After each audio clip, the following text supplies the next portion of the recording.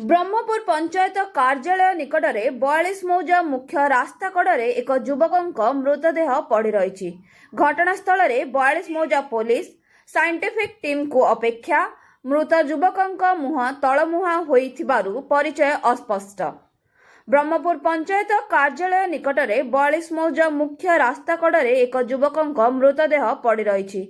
घटनास्थल 42 मौजा थाना पुलिस साइंटिफिक टीम को अपेक्षा मृतक मुह तलमुहा होइथिबारु परिचय अस्पष्ट।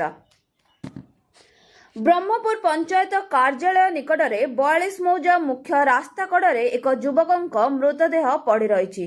घटनास्थल 42 मौजा पुलिस साइंटिफिक टीम को अपेक्षा मृत युवक मुह तलमुहा होइथिबारु परिचय अस्पष्ट।